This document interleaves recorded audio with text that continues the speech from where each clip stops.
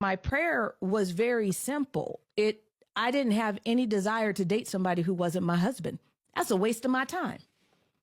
And so if he was not the man that God had called me to be with, I didn't want my time wasted. Fine. You said go with that emotion. Go with that emotion. And how long did it take you to call me back? I think it was what? I don't remember. I don't remember. It was a minute. It was like a week or 2 weeks. No. It was longer than that? It was definitely longer than a couple weeks. Really? I think so. I don't think so. So how long you think it was? Remember? I feel like it was several weeks, but I could be wrong. No, it wasn't weeks? that. It was a couple weeks max. Okay. Because I was like, this is so good. We're having fun. We enjoy like these conversations. This is really great. And I didn't want to mess it up by like, oh, I see Sweet Spirit. It was just great. But then when I see her, it's cliche, but it was love at first sight. There it no is. question. That's how we met. And then he proposed on September 6th, same year. We got married December 27th, the same year. That's what happens when you're not having sex. That timeline. Yes. That timeline. We were both whole people. We had both done the work on who we were.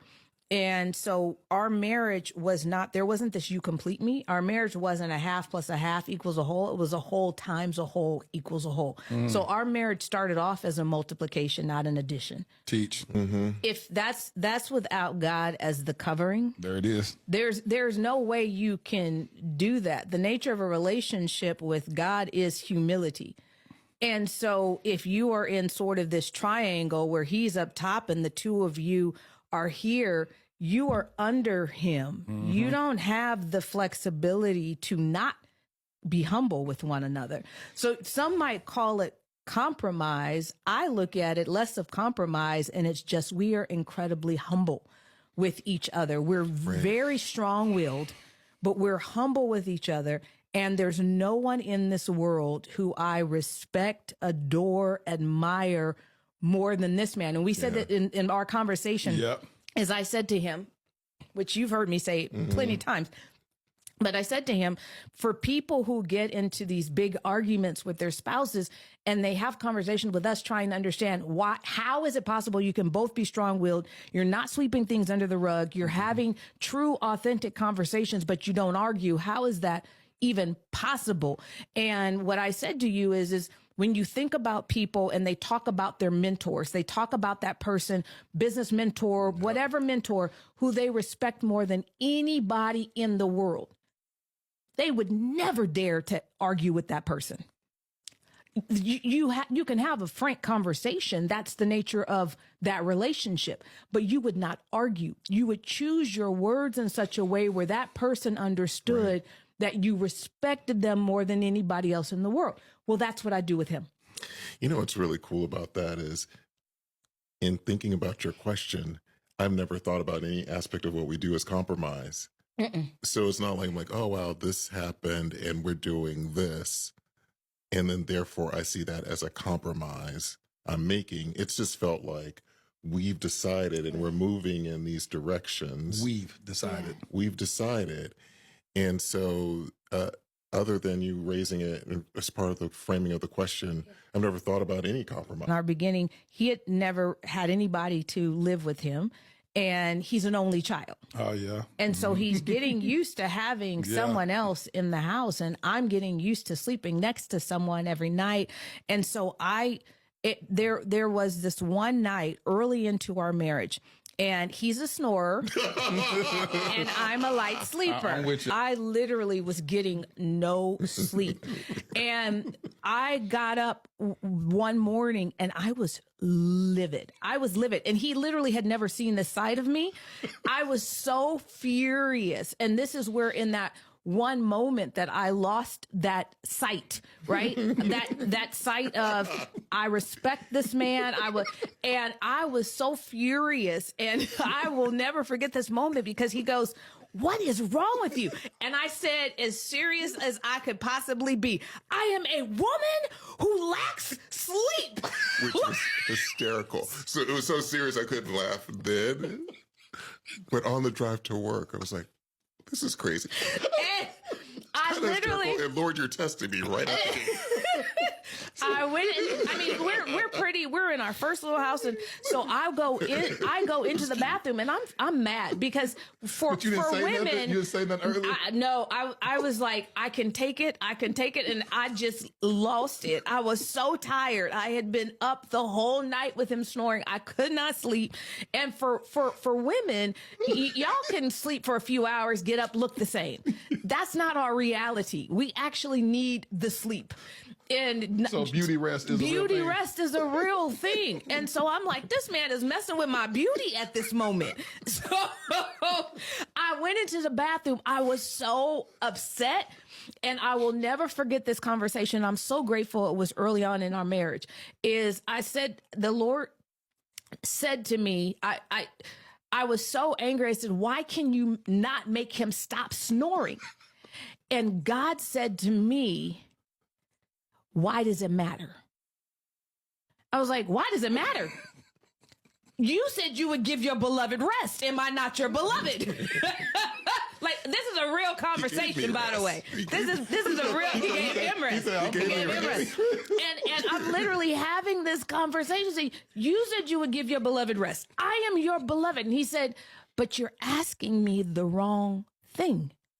Why are you focused on him? I said, because he's the one snoring. This is a real conversation. And God said to me, but what you want is rest, right?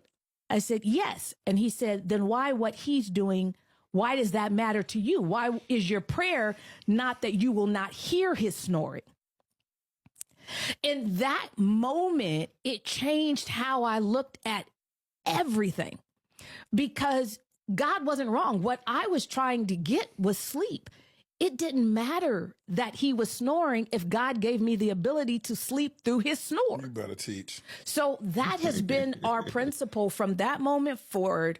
That's how I've looked at everything. When he does something that I don't necessarily like, my conversation with the Lord is not change him.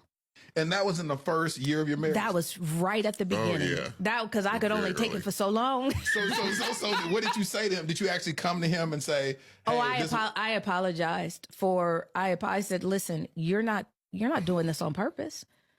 You can't control what you're doing Exactly. when you're sleeping. You're not trying to annoy me. And my response was inappropriate. And the one thing that we've always done, is when one of us are in the wrong, we apologize, and we apologize with a quickness.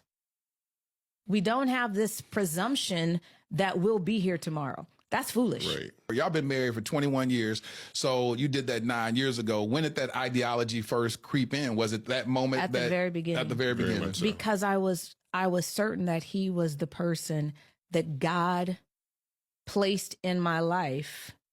And if we just look at it just from a biblical perspective, arguing, not biblical. Not with your spouse.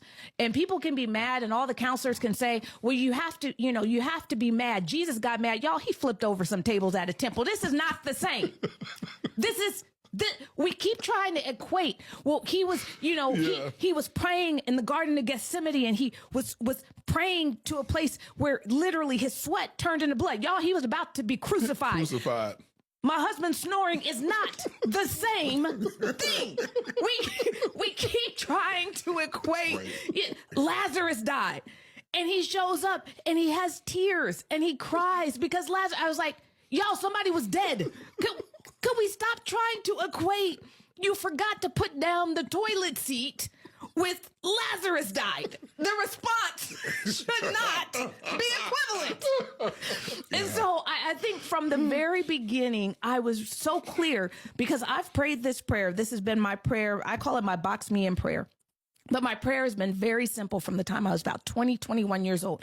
Lord, if this is the door you want me to walk through, open it in such a way that no man can close, including myself, because humans are real good at sabotage. Yes. Especially Christians. Yes. God bless us. Yes. The other part of that prayer is, if this is not your will, close the door in such a manner that no man can open, including Me. Right. Which Right. meant that when he called me back and we began this journey together, The Lord didn't close that door. So I knew without question, he was my husband. The number of people, especially women, who would not pray that prayer while they're dating somebody that they like. So now you're going to spend the next 4 years, 5 years wasted on this person, trying to get this person to become the person for you when they're not the person for you. And so that prayer, literally, I knew without a shadow of a doubt that this is the man that God, this is, I'm his rib. I knew that from the very beginning. And so the way that I treated him, the way that I cherish him, the way that I respect him, that is biblical. That was never a question for me. But let's be clear, this whole nonsense of submission being taken out of context, I'm an incredibly strong-willed woman. I can't tell that. I was going to say. It's hard for me to imagine. Everybody knows that. Yeah, it's hard for me to imagine you not strong-willed. But this is what I don't have an issue doing that I think that a lot of women have a challenge, especially African-American women, Black women, is he comes into a room and you will visibly see me melt.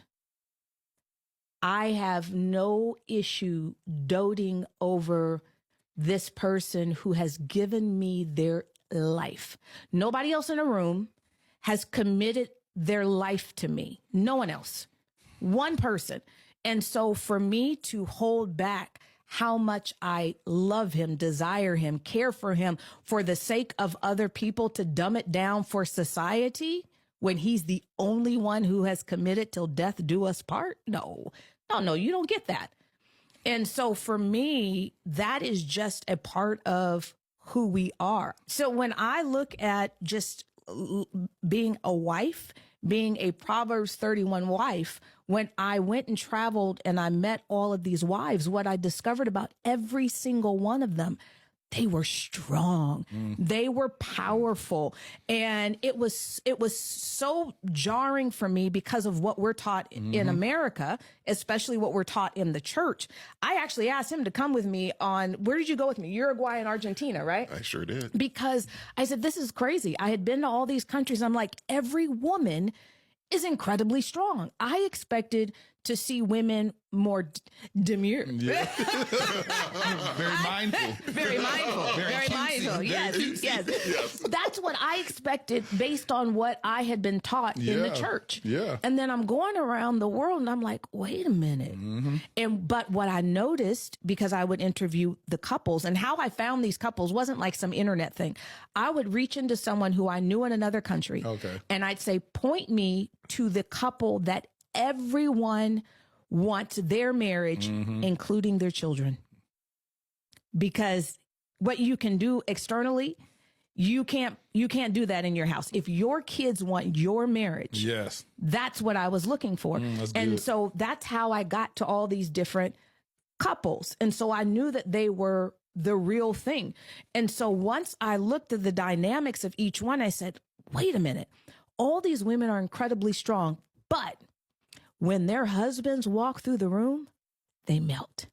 Every single one. You would see them visibly. And so I realized pretty early into our marriage and doing that process that I didn't need to not be a strong woman. I just needed to know how to balance the art of being a strong woman and still doting over my husband. Fine. You just blessed the people of God right now. When I say you freed some people, because that's the reality. They have this ideology that you have to lose this in order to become this. You can be both. You could be both. And the way you just broke that down is so real, because a lot of times we like, see, these black women, they just too strong for their own good. But the reality is, and then a woman will say, well, if you're a strong enough man, you can handle me. Instead of saying, no, the onus is on you. If you're a strong woman, learn how to acquiesce to his masculine energy and vice versa. The Bible says, submit ye one to another. And so he can't be a man that's trying to rule over you or lord over you in a way. He has to be able to receive your strength and not see it as something that's lessening his masculinity. Insecure. And so, so talk about that, Keith. How did you find yourself secure with a woman like Fawn? Well, first of all, I'm attracted to strong women. There it is. So that's number one. And being a whole person and being secure it isn't that strength makes me less than.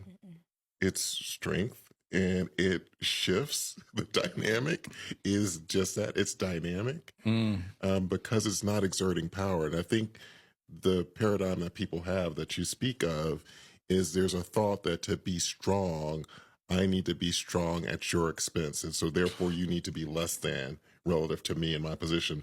And actually not true. She could be strong. If you're comfortable, if you've got it, you got it. There it is. So I think that's where people get tripped up. It's in things that have been shaped and formed and really bastardized by society. There it is. That cause you to try to play a role that's not authentic to who you are anyway.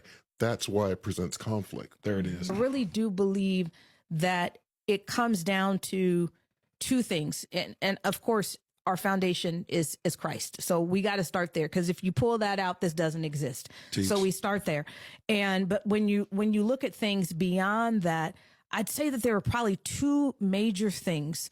The first is something he taught me early in our marriage, which was presume innocence.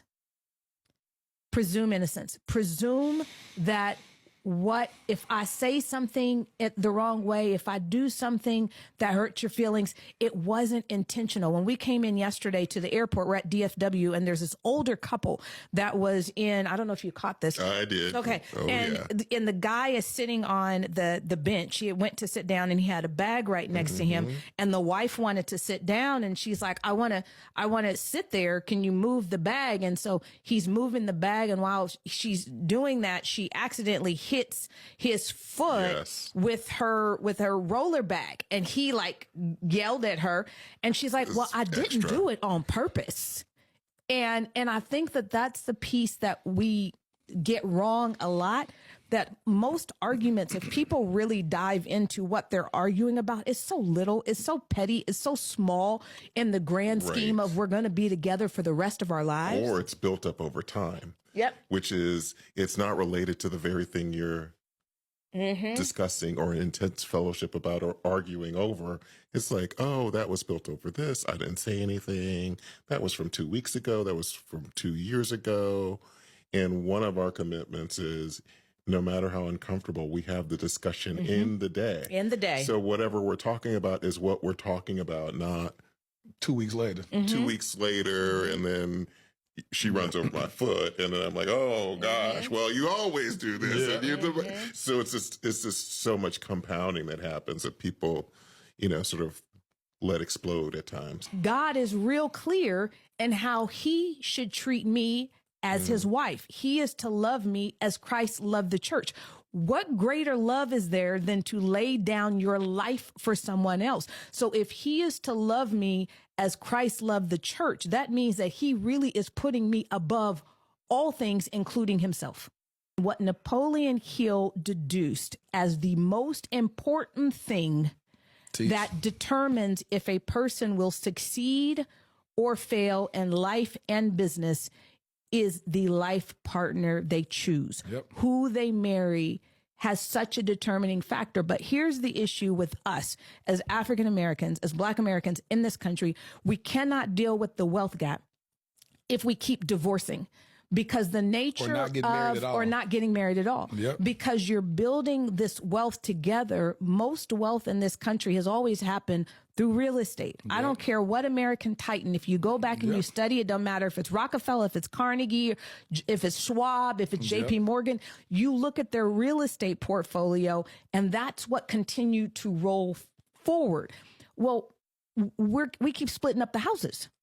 So you put all of your money into a house that gets divided. You're now in apartments, or you're leasing somebody. You have to start over. So as African Americans, our community, we start over every single time there is a divorce, or a breakup. But this is the issue. When we talk about white parents and the difference and why this gap is happening, they're passing down real estate. They stayed together, so they had an inheritance. How many Black families are leaving inheritances?